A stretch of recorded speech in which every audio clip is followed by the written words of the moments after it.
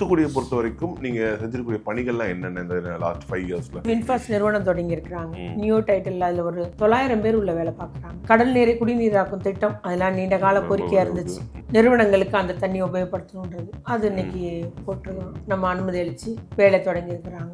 அதே மாதிரி பார்த்தீங்கன்னா கிட்டத்தட்ட 800 கோடிக்கு மாநகராட்சி நிதி ஒதுக்கீடு செஞ்சு மழைநீர் வடிகால், பள்ளி கட்டிடம், சமூக நீதி கட்டிடம், விளையாட்டு மைதானங்கள், விளையாட்டு பூங்காக்கள், மகளிர் பூங்காக்கள், பிளாக் சாலைகள், தார் சாலைகள், மருத்துவமனை, நகர்நல மைய கட்டிடங்கள், இப்படி ஒரு அடிப்படை கட்டமைப்பு வசதிகள் மட்டும் பாதாள சாக்கடை திட்டம் அதிக அளவில் கிட்டத்தட்ட 800 கோடி மதிப்பீட்டில் செயல்பட்டிருக்கு. கடந்த இந்த 5 ஆண்டுகள் ஆட்சியில நீங்க சந்திச்சது 2023ல எதிர்பாராத அளவுக்கு வந்த வெள்ளம் பெரிய ஒரு பேரிழப்புன்னு சொல்லலாம். மக்களுக்கு எல்லாமே பெரிய ஒரு அவங்களுடைய இயல்பு நிலை பாதிக்கப்பட்டுச்சு. நெட்டு கிடையாது, ஹோட்டல் திறக்கல, சாப்பாடு கிடையாது, சமைக்க முடியாது அப்படின்ற மாதிரி ஒரு அசாதாரணமான சூழ்நிலை ஒரு 3 நாளைக்கு இருந்துச்சு. இந்த ஒரு வருஷத்துல மீண்டு வந்தாச்சு. ஒரு 6 மாசம் 3 மாசம் 6 மாசத்துலயே மக்கள் புரிந்து கொண்டாங்க. இயற்கை சூழ்நிலை ஒரு இயற்கை பேரிடர், இது யாரும் காரணம் இல்லை, அது எல்லாரும் புரிஞ்சுக்கிட்டாங்க. நம்முடைய முதலமைச்சர் அப்ப எல்லா கார்டுக்கும் 6000 ரூபாய் போட்டார். நீங்க 2006ல முதல் முறையா சட்டமன்ற உறுப்பினர் ஆகும்போதே அமைச்சரா நீங்க திரு கருணாநிதி அவர்களுடைய ஆட்சி காலம். இப்போ 2021ல திரு ஸ்டாலின் அவர்கள் ஆட்சி காலம். ஸோ ரெண்டுத்துக்குமான அந்த டிஃபரன்ஸ், 2 தலைமை. கலைஞரோட இருக்கும்போது ரொம்ப ஜூனியர் அமைச்சர், எங்களெல்லாம் அவருடைய மகள் மாதிரி தான் பார்ப்பாங்க. அநேகமா எல்லா காரியங்களையும் அறிவுரை தான், இப்படி இருக்கணும், பெண்கள் இப்படி செயல்படணும், உங்க டிபார்ட்மெண்ட் இப்படி பார்க்கணுமா, இப்படி இருக்குன்ற மாதிரி அட்வைஸ். கலைஞர்கள்ட்ட பேசுறது கூட நாங்க ஆட்காட்ட போய் பேசி இந்த மாதிரி ஒரு பிரச்சனைன்னு சொல்லி அவரு கலைஞர்கிட்ட எடுத்துட்டு போவாரு. இங்கே நம்ம முதலமைச்சர்கிட்ட நேரடியுமே நம்ம எடுத்து சொல்லலாம், இந்த மாதிரி இருக்கு அப்படின்னு சொல்லி பேசும்போது அவங்க அதுக்கு தீர்வு காணும். விஜய் பேசினதுல இங்கே பெண்களுக்கு பாதுகாப்பு இல்லை, நான் ஆட்சிக்கு வந்தா பெண்களுக்கு தனி ஒரு இலாக்காவே கிரியேட் பண்ணுவேன், இங்க சமூக நலத்துறை அப்படின்ற ஒரு நலத்துறையோட அதை ஒதுக்கி ஒரு மாதிரி அதை சொருகி வச்சிருக்காங்க, இந்த மாதிரியான பேசிட்டு இருந்தாரு. அதான் புரியாம பேசுறான்ற அவர் இன்னும் புரிய 10 வருஷம் ஆகும். அரசு நிர்வாகம் எப்படி, அரசியல் எப்படி அப்படின்றது இது எதிர்க்கட்சிகள் எல்லாமே, அது அதிமுக இருக்கட்டும், பாஜக இருக்கட்டும், தவக இருக்கட்டும், பாமகவா இருக்கட்டும், எல்லாருமே இந்த அரசு அபரிதமான வளர்ச்சி, தொழில்துறையில் அப்படிதான், அப்படி நல்ல ஒரு வளர்ச்சி கொண்டு வந்திருக்கும். அப்ப என்ன குற்றம் சொல்றது அப்படின்றது இதை கையில் எடுத்துக்கிட்டாங்க.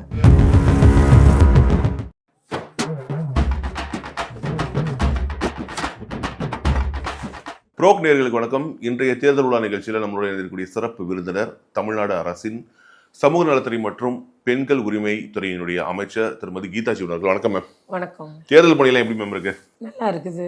வேகமா பிரச்சார பயணம் ஏற்பட்டிருக்கோம். நம்முடைய வாக்காளர்களை சந்திச்சு ஓட்டு கேட்குற வேலையை பார்த்துட்டு இருக்கிறோம். ஸோ இங்கே தூத்துக்குடி டிஸ்ட்ரிக்ட் பொறுத்த வரைக்கும் சிஎம் போயிட்டாங்க, டெப்டி சிஎம்மும் பிரச்சாரம் பண்ணிட்டாங்க, கனிமொழி அவர்களும் பிரச்சாரம் பண்ணி முடிச்சாங்க. அதுக்கப்புறமான அந்த இம்பாக்ட் எப்படி இருக்கு? இல்லை, நல்லா இருக்குது. தலைவர்களுடைய வருகைக்கு அப்புறம் இன்னும் நமக்கு ஆதரவு கூடின நிலையை நம்ம பார்க்க முடிகிறது. ஸோ 2021 2025 வரைக்குமான இந்த 26 வரைக்குமான அந்த 5 ஆண்டு கால ஆட்சியில் நீங்கள் சமூக நலத்துறையினுடைய அமைச்சராக இருக்கீங்க.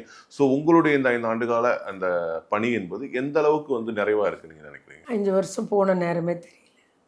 சிறிது கூட ஓய்வு இல்லாம தொகுதி வளர்ச்சிக்கு, நம்முடைய டிபார்ட்மெண்ட்டோடைய அந்த மேம்பாட்டுக்கு, நம்முடைய முதலமைச்சர் நிறைவேற்று திட்டத்தை முறையா செயல்படுத்தணும் அப்படின்றதுக்காக உழைத்தது. அப்படி 5 ஆண்டு காலம் ஓடினது தெரியவில்லை. அவ்வளோ வேலையில வேகமா ஓடி முடிஞ்சு. எது உங்களுக்கு ஒரு பெரிய ஹைலைட்டா நீங்க சொல்லுவீங்க, இந்த 5 வருஷத்துல நம்ம செஞ்ச இந்த திட்டம், ஒரு சில பணியா இருக்கலாம், எதுவாக இருந்தாலும்? 5 வருஷத்துல நான் மக்களை நேரா போய் அவங்களுக்கு அறிமுகமாகி, அவங்களுடைய எம்எல்ஏ பணமா இருக்கட்டும், இல்லை நம்ம சாலை வசதி செய்யணும் அப்படின்றதா இருக்கட்டும், அவர்களிடம் கோரிக்கை கேட்டு அதை நிறைவேற்றுவதாக இருந்திருக்கிறேன் அப்படின்றது ஒரு திருப்தி. அப்புறம் எங்களுடைய துறை மூலம் அதிக சமூக நல திட்டங்கள், காலை உணவு திட்டமாக இருக்கட்டும், புதுமை பெண்ணு, தமிழ் புதல்வன், அன்பு கரங்கள், அன்பு சோலை, இது மாதிரி பல்வேறு திட்டங்களை நம்முடைய முதலமைச்சர்கள் நிறைவேற்றி வர்றாங்க. எல்லாமே முத்தாய்ப்பான திட்டங்கள். அது ஒரு பெரிய ஒரு சாதனையாக நான் நினைக்கிறேன். இந்த தூத்துக்குடியை பொறுத்த வரைக்கும் நீங்க செஞ்சிருக்கக்கூடிய பணிகள்லாம் என்னென்ன இந்த லாஸ்ட் 5 இயர்ஸ்ல? ஏன்னா நீங்க கண்டினியூஸாக எம்எல்ஏவாக இருக்கீங்க, மினிஸ்டராக வந்திருக்கீங்க. இப்போ நமக்கு வின்ஃபாஸ்ட் நிறுவனம் தொடங்கி இருக்கிறாங்க. நியூ டைட்டில் அதில் ஒரு 900 பேர் உள்ள வேலை பார்க்குறாங்க. அதில் ஐடி படித்த பசங்க உள்ள 900 பேர் வேலை பார்க்குறாங்க. கடல் நீரை குடிநீராக்கும் திட்டம் அதெல்லாம் நீண்ட கால கோரிக்கையாக இருந்துச்சு. நிறுவனங்களுக்கு அந்த தண்ணி உபயோகப்படுத்தணுன்றது அது இன்னைக்கு போட்டிருக்கோம். நம்ம அனுமதி அளித்து வேலை தொடங்கி இருக்கிறாங்க. அதே போல் பார்த்தீங்கன்னா 13 நகர்நல மையங்கள் ஆங்காங்கே மக்களுடைய இருப்பிடத்துக்கு அருகிலேயே அவர்களுக்கு மருத்துவ வசதி, அப்படின்ற மாதிரி 13 நகர்நல மையங்கள் தொடங்கப்பட்டிருக்கு 5 வருஷத்தில். 210 மின்மாற்றிகள் அந்த குறைந்த மின்னழுத்தம் இருந்த இடம்லாம் பண்ணி நம்முடைய தொகுதியில் மட்டும் 210 மின்மாற்றிகள் சீர் செய்யப்பட்டிருக்கு. நேற்று கூட போன இடத்துல ஒரு இடத்துல இன்னும் ஒரு டிரான்ஸ்ஃபார்மர் வைக்கணும்னு கேட்காங்க. எங்களுக்கு கரண்ட் வந்து இந்த மாதிரி இருக்குது அப்படின்னு. ஸோ இன்னும் ஒரு சில கோரிக்கைகள் இருக்கும் போல தெரியுது. அதே மாதிரி பார்த்தீங்கன்னா கிட்டத்தட்ட 800 கோடிக்கு மாநகராட்சி நிதி ஒதுக்கீடு செஞ்சு மழைநீர் வடிகால், பள்ளி கட்டிடம், சமூக நீதி கட்டிடம், விளையாட்டு மைதானங்கள், விளையாட்டு பூங்காக்கள், மகளிர் பூங்காக்கள், ஃபேர் பிளாக் சாலைகள், தார் சாலைகள், மருத்துவமனை, நகர்நல மைய கட்டிடங்கள், இப்படி ஒரு அடிப்படை கட்டமைப்பு வசதிகள் மட்டும் பாதாள சாக்கடை திட்டம் அதிக அளவில் கிட்டத்தட்ட 800 கோடி மதிப்பீட்டில் செய்யப்பட்டிருக்கு. விளையாட்டரங்கம் நம்முடைய ஸ்டேடியம் வந்து மேம்பாடு அடைய அதுக்கு ஒரு 4 கோடி ரூபாய் ஒதுக்கப்பட்டிருக்கு. இவ்வாறு பல்வேறு துறைகளின் சார்பில் நூலகம், மைய நூலகம் பெரிய ஒரு கட்டிடம் கட்டப்பட்டு வருகிறது. அது மட்டும் இல்லாமல் ஆங்காங்கே டெக்னிக்கல் கோர்ட்டு, அறிவுசார் மையங்கள், படிப்பகங்கள், இந்த ஸ்மார்ட் அப் தொழில் தொடங்கக்கூடிய வழிகாட்டி அமைப்பு என்று எல்லாம் அமைக்கப்பட்டிருக்கு. இதில் வந்து முக்கியமான ஒரு விஷயம் கடந்த இந்த 5 ஆண்டுகள் ஆட்சியில் நீங்கள் சந்தித்தது 2023 எதிர்பாராத அளவுக்கு வந்த வெள்ளம், தூத்துக்குடி வெள்ளம்ன்றது வரலாறு காணாத ஒரு மிகப்பெரிய ஒரு அழிவை வந்து ஏற்படுது. ஸோ அதுலேருந்து அந்த மீண்டு எடுத்துகிட்டு வந்த அந்த விஷயங்கள், அதில் பணியாற்றுற விஷயங்கள், இப்போ அதுலேருந்து எப்படி வந்திருக்கீங்க டெவலப் பண்ணி அப்படின்றத சொல்லுங்கள். ஆமாம், அது வந்து ஒரு அசாதாரணமான நிலை. பெருமழை, தூத்துக்குடி முழுவதுமே வந்து தண்ணி தேங்கி தான் டிஸ்கனெக்ட் ஆகிடுச்சு. ஆமாம், எல்லா இடமும் தண்ணி பூந்துருந்துச்சு. எல்லா வீடுகளுக்கும் ஒன்று ஃப்ரிட்ஜு போயிருக்கும், இல்லை வாஷிங் மிஷின், இல்லை கார், இல்லை ஸ்கூட்ரு, அந்த மாதிரி வீட்டுக்கு இழப்புன்றது இருந்தது. அந்த அளவுக்கு பயங்கர ஒரு பெரு வெள்ளம். அது பலமான பகுதியிலலாம் உயிரிழப்பே ஏற்படுச்சு. தூத்துக்குடி, அத்திமரப்பட்டி அந்த பகுதியிலலாம் என்னென்னா நம்முடைய தாமிரபரணியில் தான் அதிக அளவு வார்னிங் கொடுத்தது.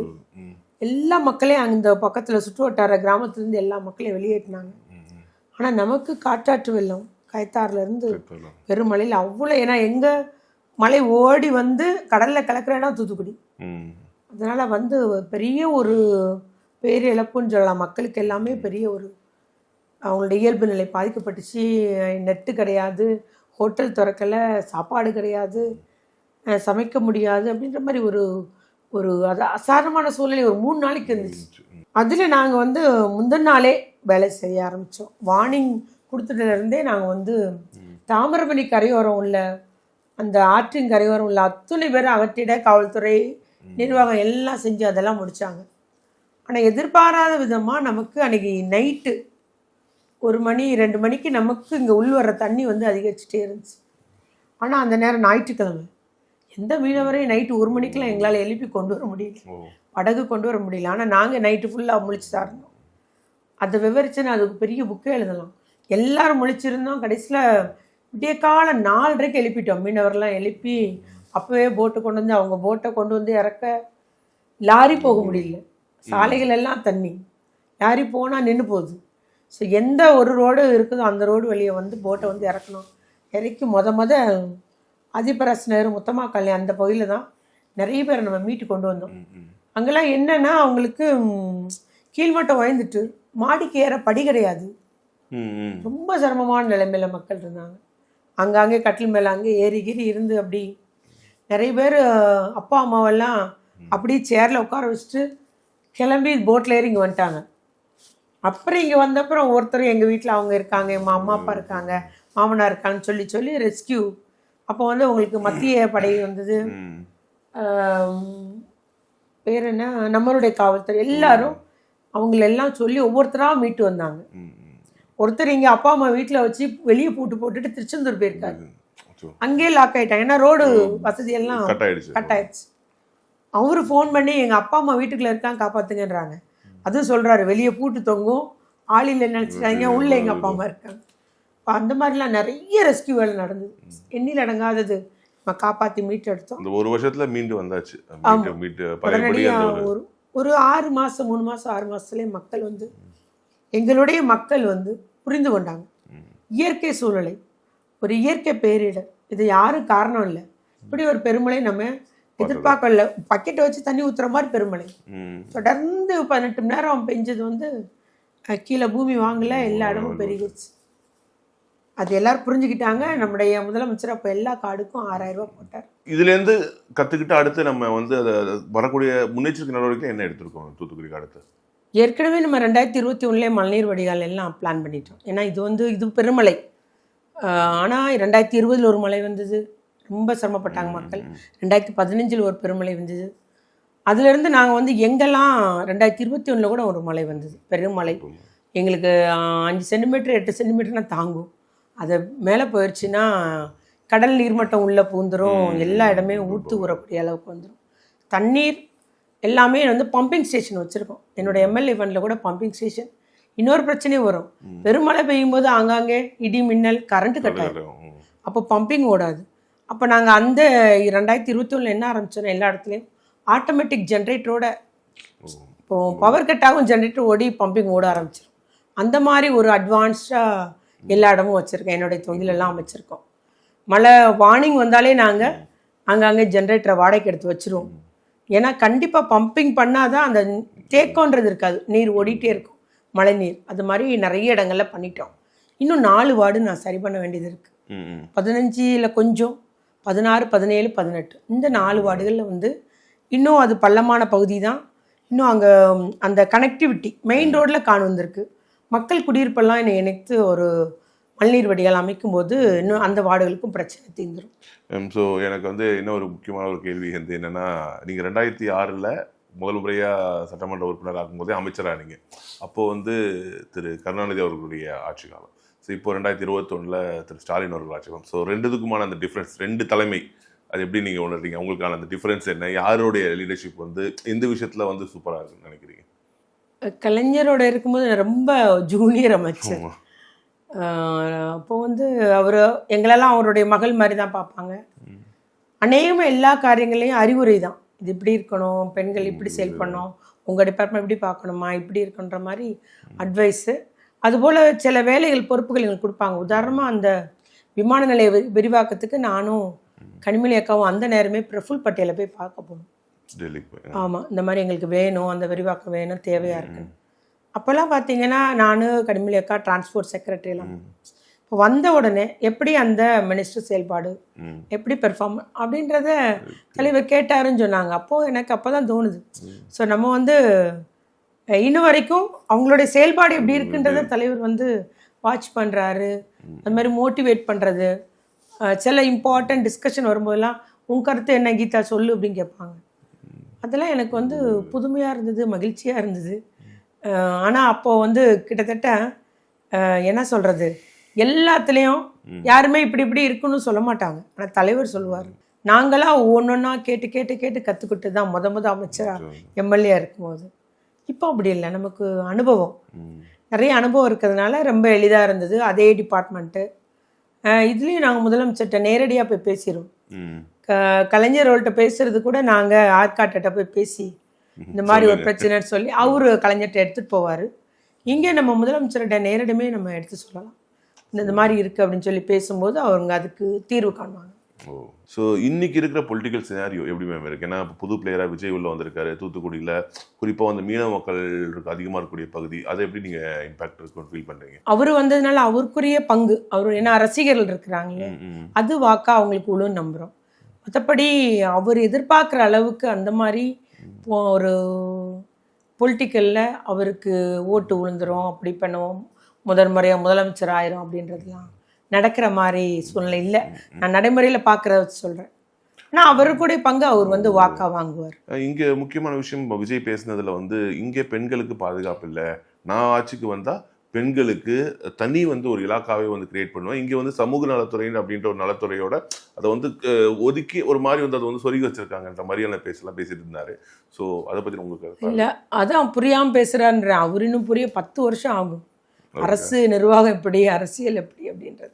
ஏன்னா பேர் தான் சமூக நலத்துறை, ஆனால் சமூக நலத்துறை வந்து பெண்கள், குழந்தைகள், முதியோர், திருநங்கை 4 பேருடைய நலக்கானது. அவர்கள் நலச்சட்டம், உரிமைகள், அவருடைய உரிமையை நிலைநாட்டுறது, அவர்களுக்கான திட்டங்களை நம்ம செயல்படும். இதுதான். அப்போ இதுதானே பெண்கள் மற்றும் குழந்தைகளுக்கான துறை. இது மத்தியில் சென்ட்ரலில் பார்த்தீங்கன்னா பெண்கள் மற்றும் குழந்தைகள் நலத்துறைன்னு இருக்கும், நம்ம சமூக நலத்துறை நேம் வச்சுருக்கிறோம். ஆனால் இதுதான் பெண்கள் மற்றும் குழந்தைகளுக்கான துறை. இந்த பெண்கள் பாதுகாப்பை பொறுத்த வரைக்கும் இது வந்து எதிர்க்கட்சிகள் எல்லாமே, அது அதிமுக இருக்கட்டும், பாஜகவாக இருக்கட்டும், தவக இருக்கட்டும், இல்லை பாமகவாக இருக்கட்டும், எல்லாருமே இது வந்து இந்த அரசு வந்து அபரிதமான வளர்ச்சி, தொழில்நுட்பத்துறையில் அபரிதமான வளர்ச்சி, தொழில்துறையில் அப்படிதான், அப்படி நல்ல ஒரு வளர்ச்சி கொண்டு வந்திருக்கோம். தமிழ்நாடு முன்னணி மாநிலமாக முதலமைச்சர் எடுத்து கொண்டு போயிருக்காரு. அப்போ என்ன குற்றம் சொல்கிறது அப்படின்றதுக்கு இதை கையில் எடுத்துக்கிட்டாங்க.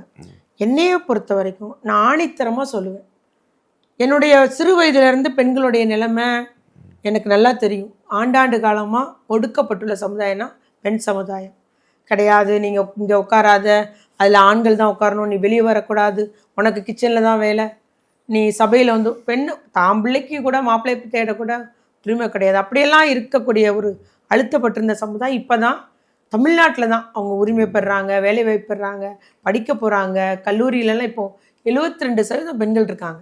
இந்த 100 பேர் கல்லூரி மாணவர்கள்னால் அப்போல்லாம் 3 பேர் 5 பேர் 10 பேர் தான் படிப்பாங்களாம். இப்போ 75 பேர் படிக்க ஆரம்பிச்சு, 25 பேர் ஆண்கள். அந்த அளவுக்கு படிப்பெல்லாம் முன்னேற்று வந்துட்டு.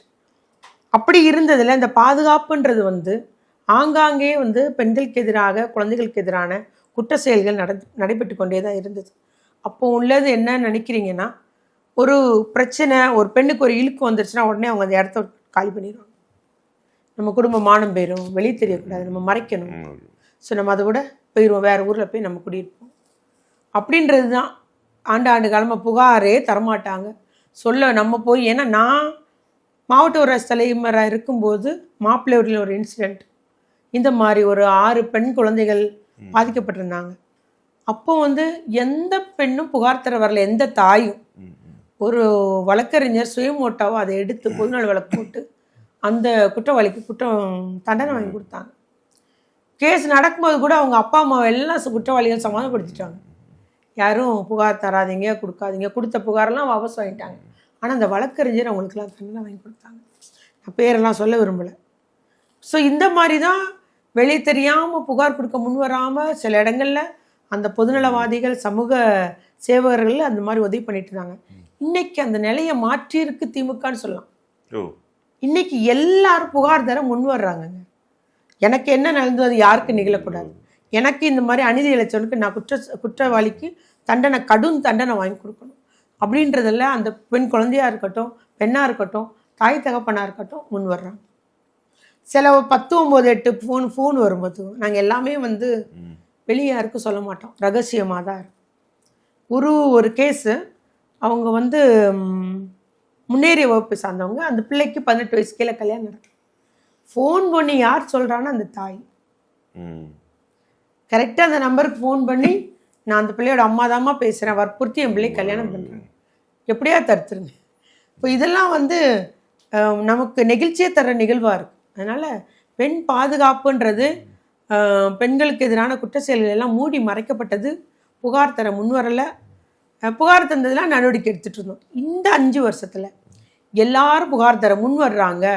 அப்படி பெண்களுடைய நிலை உயர்ந்திருக்கு, இந்த அரசின் மீது ஒரு நம்பிக்கை வந்திருக்கு. அந்த நம்பிக்கை ஊட்டியவர் முதலமைச்சர். 2021ஆம் ஆண்டே அவர் சொல்கிறார், பெண்களாக இருந்தாலும் குழந்தைகளாக இருந்தாலும் நீங்கள் புகார் தர முன் வருங்கள், நான் இருக்கிறேன், உன்னுடைய சகோதரனாக தகப்பனாக இருக்கிறேன், நான் நடவடிக்கை எடுப்பேன்ற ஒரு அப்பீல் கொடுக்குறார் பொதுமக்கள்கிட்ட. 10, 9, 8 நல்லா செயல்படுது, 181 நல்ல முறையில் செயல்படுது. அதே போல் காவல்துறைக்கு என்ன புகார் வந்தாலும் உடனே நடவடிக்கை எடுக்கணும், எஃப்ஐஆர் போடணும் அப்படின்றத வலியுறுத்துறாரு. அப்போ அப்படி வந்தும்போது நம்முடைய அந்த நம்பர், உதவி எண்கள் எல்லாம் எல்லா புத்தகத்திலையும் பிரிண்ட் செய்யப்படுகிறது. ஸோ ஒரு காலத்தில் உதவி எண் நம்பரே தெரியாமல் இருந்தாங்க. இந்த 5 வருஷத்தில் எல்லாத்தையும் இப்போ யார்ட்டையும் போய் குழந்தைகளுக்கான உதவி எண்ணா 10, 9, 8ன்னு சொல்லிடுவாங்க. பெண்கள் உதவி எண் 181, சைபர் கிரைம் உங்களுக்கு 19, 30 ஈஸியாக சொல்லிடுவாங்க. அந்த அளவுக்கு நம்ம நல்லா ஒரு விழிப்புணர்வு பரந்த அளவில் பண்ணியிருக்கோம். என்ன விழிப்புணர்வு பண்ணியிருப்பீங்க மேடம், ஒரு 50,000 நீங்கள் நினைக்கலாம், 30 லட்சம் அளவுக்கு பண்ணியிருக்கோம். அந்த மாதிரி புரியுதுங்களா? காவல்துறை ஒரு பக்கம், கல்வித்துறை ஒரு பக்கம், சமூக நலத்துறை ஒரு பக்கம், சில இடத்துல 3 பேர் சேர்ந்து தொண்டு நிறுவனங்கள், இந்த மாதிரி நம்ம ஒரு விழிப்புணர்வை கொண்டு வந்ததுனால புகார்கள் வந்து எண்ணிக்கை அதிகரிச்சுக்கிட்டே இருக்கு. புகார்கள் அதிகரிக்கும், என்ன புகார் அதிகரிக்குன்னு சொல்லிட்டு இவங்க தவறுதலாக அதை அரசுக்கு ஏற்றுக்கொண்டு போகிறாங்க. ஆனால் புகார்கள் அதிகரிப்பது எங்கள் துறையை சார்ந்த அளவில் அந்த பெண்ணியவாதிகள், தொண்டு நிறுவனம் எல்லாரும் புகார் எண்ணிக்கை அதிகமாக விழிப்புணர்வு நல்ல முறையில் கிடச்சிருக்கு. குற்றவாளிகளுடைய எதிராக புகார் பெண்கள் தருகிறார்கள் அப்படின்றதான் உண்மை நிலை அப்படின்றத நான் உறுதியா சொல்வேன். மிக்க நன்றி மேம். உங்களுடைய இவ்வளவு பிஸியான ஸ்கெடியூல்ல எங்களுக்கு நேரம் ஒதுக்கி பல்வேறு விஷயங்கள் பகிர்ந்தீங்க. நன்றி. நன்றிங்க.